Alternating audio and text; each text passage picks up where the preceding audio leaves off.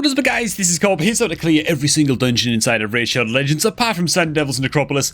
We don't talk about Sand Devil's Necropolis. This is an account takeover video on the account of Mr. General Ashnak, where to be honest he's doing very well into the dungeons. We've already fully cleared normal mode Spider's Den as well, which is lovely, but I will brush over some tips at least for every dungeon anywhere. But I will be giving some special focus to the dungeons where Mr. Ashnak does need a little bit of help getting across the line, in the likes of Ice Golem's Peak and the likes of the much maligned and hated Phantom Shogun's Grove, which everyone's got to get to this dungeon eventually, man, so we might as well cover a very easy team that we can build on this account to get that done as well. Hey man, before we get to all of that, if you're looking to start off a new Raid Shadow Legends account with the maximum amount of free rewards and awesome free legendary champions, then click on the beginner promo link that is down below at the top of the video description box, man, to jumpstart your account with the free legendary champion Basilius Ranus, as well as a whole bunch of free epic champions as well as you level up your account. Not only that, but on day one of your new raid account, you can also input beginner promo code Demon Slayer to get your hands on Thorlin Foulbeard as another free legendary champion, and it is simply the best possible way to start off a new raid account in 2025, man, so make sure to get that link used. Alright, back to the video, boys. Let's get to this, man. Boss number one, Ice Golem, Golden Rule, live. Okay, focus on your defense, right? One of the biggest mistakes that I see in Ice Golem, just in general, is if I go to like the team setup manager right now, I haven't actually checked this, by the way, like genuinely, I ain't even lying, right? This is like the old Ice Golem team that was set up on Mr. Ashnak's account. I'm willing to bet that, ooh, never mind, he's actually gone and done it. Okay, good stuff. This is something that you want to try doing against Ice Golem if you're having trouble against the final wave, against the boss and its two minions, is disable your attack all enemy skills on your big heavy hitter nukers, the likes of Alice, for example, in this team, and maybe, yep, on Chelko as well. Okay. That's good to see, right? You don't want to be triggering the boss's counterattacks while its two minions are still left alive, and these attack all enemy skills, or skills that attack in at random and have a chance of triggering the boss's counterattack while the two frost minions are alive, you're going to be in a world of pain, and it's absolutely terrible. So this is something that you can do to sort of mitigate that risk and make sure that your team is killing those boss's minions first before attacking into the boss, so that's good stuff. But when I say just live and you're going to get the job done, this is what I mean. This is a video on the channel from just a little while back, clearing Ice Golem stage, I don't even know what stage this was, maybe to stage 20, with an all-rare champion team. The reason I'm pointing out this clip is because this is proof, this is evidence, man, that all you need is defensive tools, right, on the right champions to get through this son of a gun, right? I'm bringing weak version increased defense on this team with Tree Shield not. We're bringing weak version, never mind, the Bellower was able to place the strong version of decreased attack against the Ice Golem boss here, and this is just a full squad of like mostly stun set equipped rare champions, bit of healing coming in as well from the Reliquary Tender, and it takes us 1,000 years, but we get this done with an all-rare champion team. You can't be telling me that you can't reach Ice Golem stage 20 with a bunch of epic and legendary champions available on your roster, man. And yes, by the way, up in the top right of the screen, you can see the timer and how long this fight has been going on for. This was a 51-minute clear. If you didn't see that video when I did it back in the day, go back and check it, man. Oh my god, the all-rare dream team. Point is, a team like this is a little bit dicey, man. We're missing some of our defensive tools that are just going to help us to live, right? Ally protection buffs, increased defense buffs, decreased attack debuffs against the boss, shields, stuff like that. All we really got here is a bunch of healing from Rector and a little bit of healing from Tagore. It's just not enough. This right here is the drastically changed team that I would use instead into this dungeon. This team's going to be very unique to Mr. Ashnak and his account, because we're running Feral the Backhorn with his resistance aura lead, right, as sort of like the team leader. He also brings a increased resistance buff here as well, and even more increased resistance buffs on his passive also. And so, yeah, it's a very different kind of strategy to run into Ice Golem. He does bring an AoE decreased speed, which is going to help against the waves and the boss and all of that as well. But we're just looking to just immune the crap out of all of the boss's freezes with a Feral team like this. If we did not have Feral the Backhorn on this account, I would run Preva as the aura lead instead, or potentially Michinaki. His aura is in all battles, right? Yeah, I'd run him as the aura lead instead. A defense or an HP aura is fantastically good in Ice Golem as well for just living. And instead of the Feral, again, if we didn't have Feral back on and we were going to try like a wacky strategy like this, I'd just run Taragi the Frog, bro. He's on this account as well. Taragi brings AoE shields. He brings ally protection on a 3-turn. He's going to provoke and help you sort of like blast your way through the waves. Also, he even places poisons on his passive, man. And so he's going to help out with a bit of poison damage against the boss also. Now, when we transition into hard mode difficulty Ice Golem, poisons no longer help you against the boss. They're still decent against the waves and the ads, and that's fine. But against the boss, it's HP burns are nothing in terms of like poison or HP burn debuffs. Poisons aren't going to be effective anymore, so he's going to drop off a little bit. I think we should build Taragi on this account anyway, by the way, Mr. Ashnak, just because he's that good, and we're going to probably be using him to solo Scarab in certain areas of the game and stuff like that. We'd also be running good old Michinaki in this team as well. I mean, in a couple of areas of the game, really. But in Ice Golem, he's going to help out. He brings a decrease defense and decrease attack debuff to enemies under Hex, which he also brings on the A3 as well. Yeah, great champion. Also brings HP burn on his A1, which is going to be fantastic for burning down the boss also. So, yeah, mostly here for the decreased attack. We're also going to be wending Fenax into this team too for the block revive skill on his A1. Killing off the boss's minions and blocking their revive, making sure that they cannot return, is very, very powerful as well. But every one of the boss's minions that are alive, every time it swings in with one of its big heavy hitters, it's going to ignore 50% defense on your team. God, I'm choking on a little piece of coconut, man. I just had a keto bounty, but it's alright, man. We got through it, okay? We pushed through. And then our last damage dealer, again, just take it slow. We can just run the Sikia. It's fine. You know, she can place like the weakened, decreased defense, AoE, HP burn debuffs. She's going to scale nicely for us into hard mode Fire Knight as well, as long as we can keep her alive with our defensive tools. I wish I could test these teams out, by the way, on this account, but the Michinaki's level 4, Fenax is level 50. Yeah, I'm not pushing stage 25 Ice Golem on this account with those guys in their current state. These are just plans for Mr. Ashnak to work towards in the future. Now, next up, Spider's Den. He's got it down, man. He's got it on lock. He's got crazy good champions, dude, and despite look at this team, bro. The AoE decreased speed from the Chalco. Oh my god, oh my days.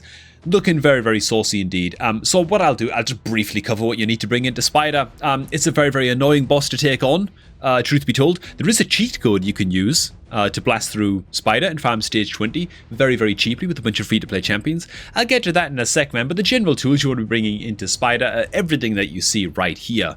To be frank, whole bunch of 10 meter control, at least a couple of 10 meter control champions. For us, it's the Coltad and the Geomancer. Geomancer has a 10 meter steal.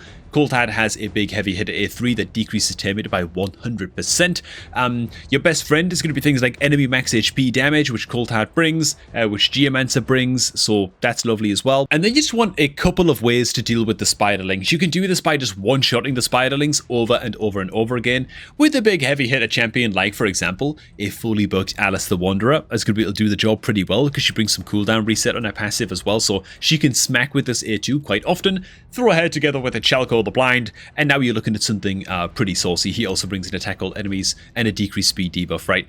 Decreased speed and 10 meter control, very, very important against the boss. Big heavy hitters to take care of the Spiderlings.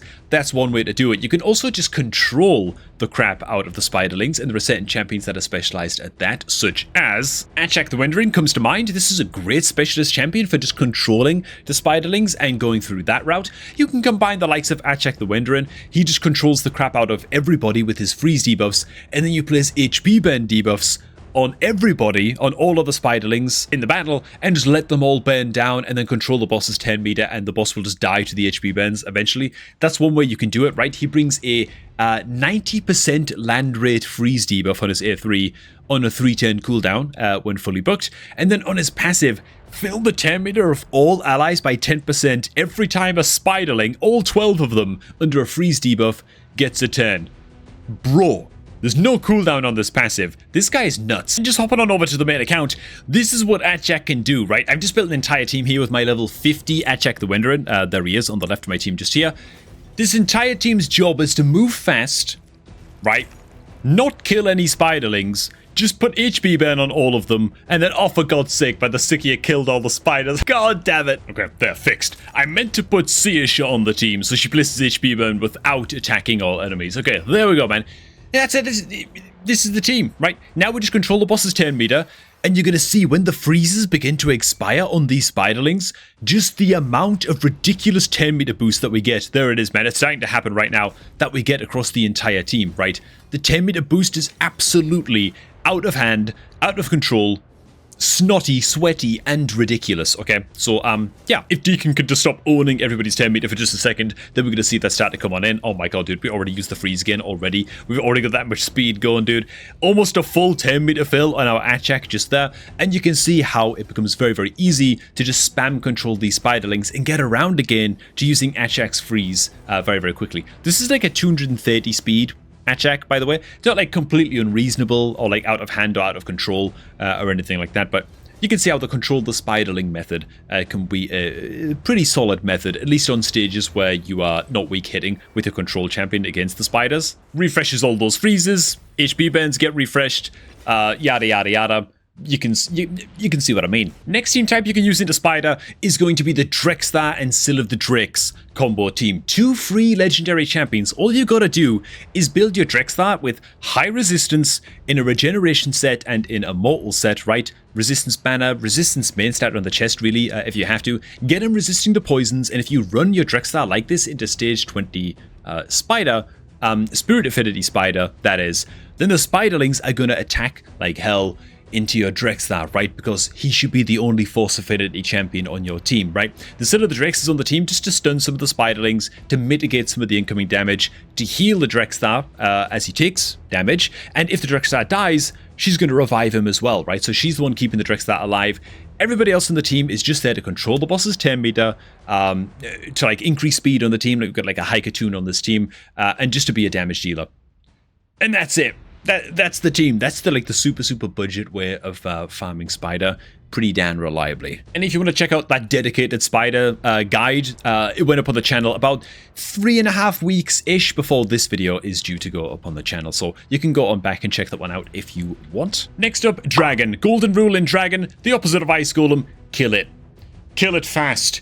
It's a race against time against Dragon, and so no holds barred, just go absolutely mental. Now, of course, Mr. Ashnak here doesn't need a whole lot of help into Dragon. He's already in hard mode, so again, this is going to be a very, very brief one. I said that about Spider, but this one's going to be very, very brief indeed. So right here, Mr. Ashnak has his old demon team set up that he's been farming, of course, the Chaos Awakes events and all that, right? All those demon-centric tournaments and stuff that you want to do.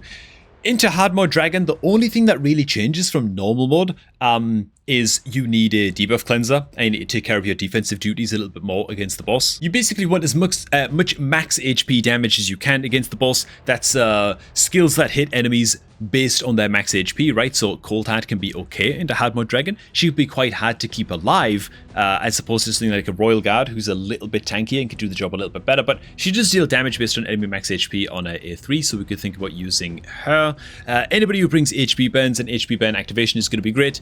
Poisons, pretty good as well. You're also looking for weakened debuffs, decreased defense debuffs, anything that can get you to kill the boss faster. Again, it's just the opposite of Dragon, right? Now, you gotta know that the first attack that the Dragon uses on hard difficulty is gonna spew just a crap load of poisons all over your entire team, and so you're gonna need a cleanse champion in your squad to take care of that as soon as that happens. For this account, I would recommend the Runekeeper Dazdirk for that job. He does also bring an increased attack buff and 10 meter boost as well on his A2, so he's also gonna help to speed up the kill and speed up the clear a little bit. Also attack aura, which, you know, could be something that we try using. Most importantly though, 4-turn cooldown, remove all debuffs from all allies, then heals all allies 25% of this champion's max HP. Just solid.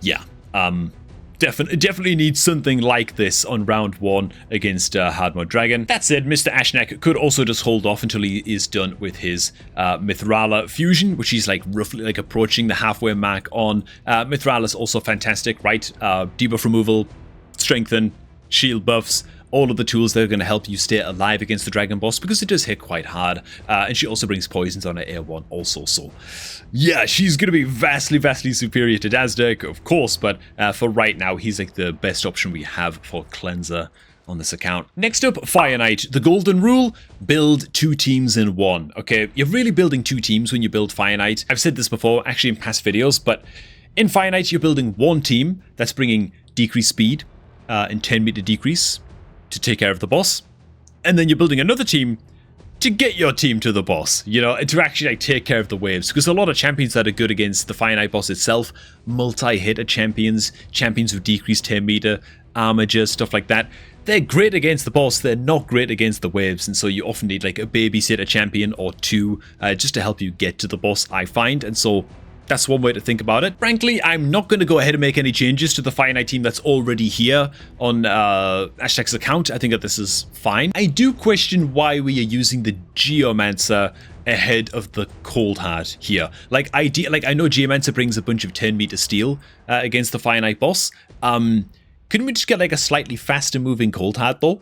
And she could just do that job, decrease target's 10 meter, and also be dealing damage based on enemy max HP, and speed up the clear a lot.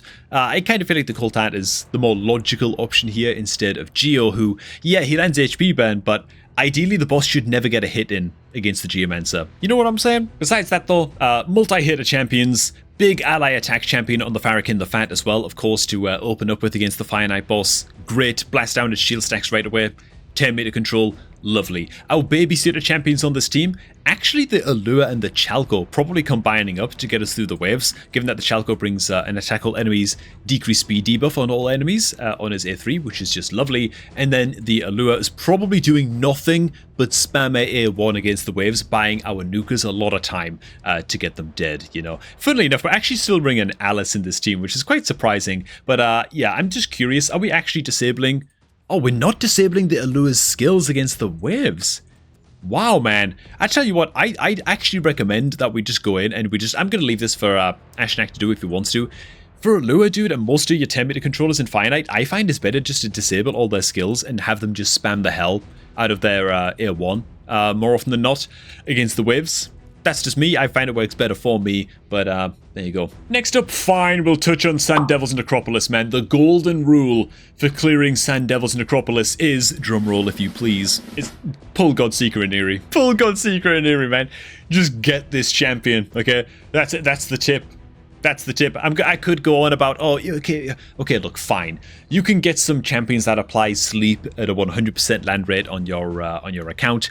Put the boss to sleep. It makes it vulnerable to debuffs and just whatever, like, for brief periods. But honestly, whenever there's a void event active that you plan on pulling shards on and it's a progressive and you can lock in Godseeker and Eerie, lock her in. She completely solves one of the most, like you have to farm Sand Devils eventually, you know, you've got to get your weapons and your gear and your artifacts ascended eventually. You're going to need those oils, and yeah, there's no one better to oil you up than Godseeker and Eerie. Ooh, that sounded a little bit, we'll just move on from that. A little bit of a cop-out on that one, but frankly, I'd be here all night trying to come up with teams to take on Sand Devil's Necropolis on this account, when really I only ever cleared this dungeon on my own main account because I pulled Godseeker and Eerie, put her with an HP burn champion, speed-tuned her, put her in regeneration gear, washed my hands of that dungeon, never had to look at it ever again.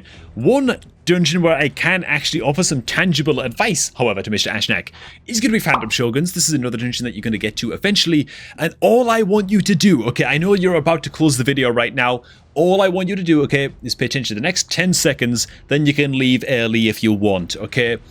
Just hold on to the following champions on your account, okay? This team ain't going to cut it, man. This right here is the Phantom Shoguns team that I would recommend on this account, and here's why. I want you to pay special attention to the Gnarlhorn and the Paragon, okay? These two bloody rare champions right here are the only two actual mandatory champions on the team to make this composition work. Now, this is because you build the Gnarlhorn, okay, in a weirdo build, right? Immortal gear, regeneration gear, and build them with the highest crit damage on your team, okay? Very, very important. That's going to make the boss focus all of its enfeeble debuffs onto your Gnarlhorn, and I'm getting bogged down in the details here when I really shouldn't be. We're losing viewers, goddammit. But you basically combine the Gnarlhorn as your main tank into Phantom Shoguns as the crit damage tank, you call it, right? Alongside the Paragon, who, if you speed tune and stat the Paragon correctly as well, he will constantly just spam an unkillable buff over and over and over onto your team leader, who is the Gnarlhorn,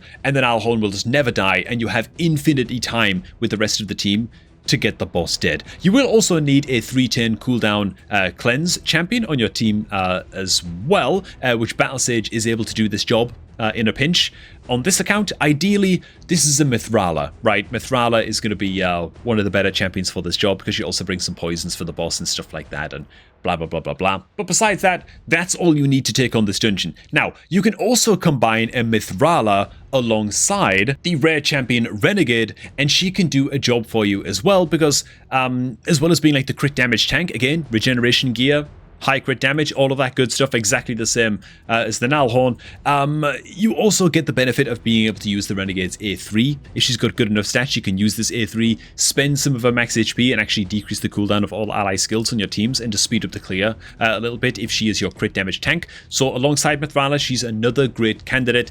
Why do I recommend using Renegade alongside Mithrala? Well, Mithrala brings shields, strength, and increased defense buffs. She's going to help keep the Renegade alive, who, unlike the Nalhorn with the Nalhorn Paragon combo, Renegade's not going to have an unkillable buff keeping her alive, right? She's not going to have the Paragon sort of backup. These are great rare champions for the job. These are great rare champions to hold on to.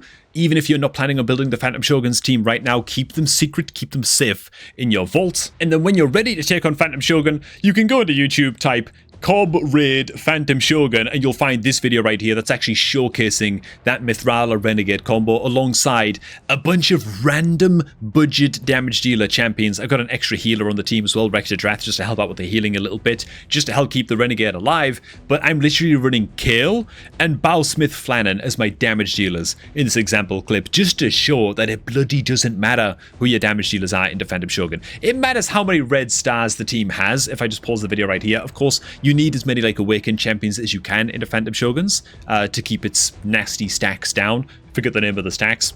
But just goes to show, man, some awakened champions, couple of rare champs, you can take on Phantom Shoguns a lot easier than you might think, and that is how I would do it on this account. Lastly, a quick word on Iron Twins Fortress. Champions that bring decreased speed on their A1. Okay, it's kind of a little bit like Griffin in that way, right? Because the boss is cleansing itself of debuffs. Oh, we can't actually click on the bloody boss. That's unfortunate. Okay, let's just click on like Spirit Keep or something for now, for the purpose of this demonstration. And just imagine that this is Iron Twins. Decreased attack, actually decreased attack isn't as valuable. Decreased speed on the A1, great into Iron Twins. Did I call it Ice Golem just now? God, I'm getting tired. This right here is what I would consider to be the starter pack Iron Twins team on this account. Why? KZ DPAT, man.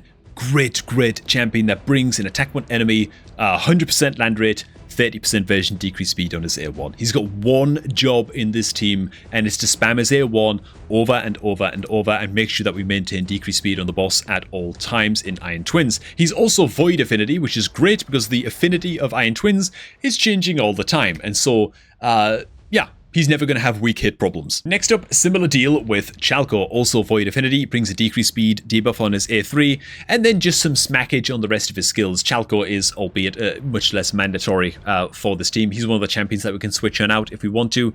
It'll be totally fine. Next up, man, increased speed champions for your own team and strong heals and defense skills. These are also going to help you out a lot into Iron Twins. Bonus points if you are not forgot what I was saying, doesn't matter. Point is, man, some good increased speed buffer champions that are also bringing some extra tools, like things like increased defense are going to be great. Defensive buffs on yourself are going to be awesome.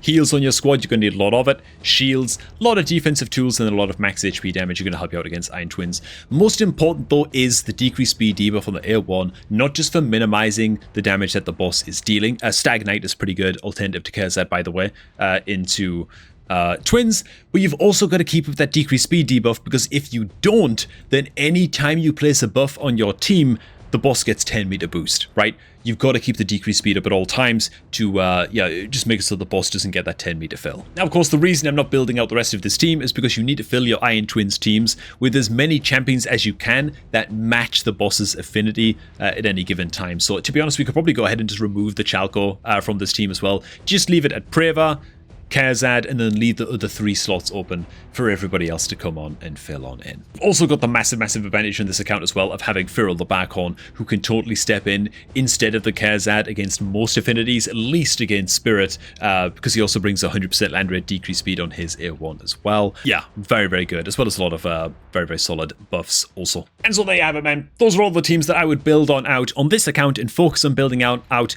in the future. This is the second video, and maybe it's the first video. I don't even know what order I'm going to upload these in, but I basically made teams for every single boss in the game, including Hydra, which I'm not even going to touch on, other than just like show you guys the teams that I planned on out, because, you know, this video is going on for forever. These are the 2 teams that I made. Oh my god, man. It's been like 4.5 hours of just team building on this account, you know, and just planning out champions and what champions should max out next, in my humble opinion, man. So, yeah.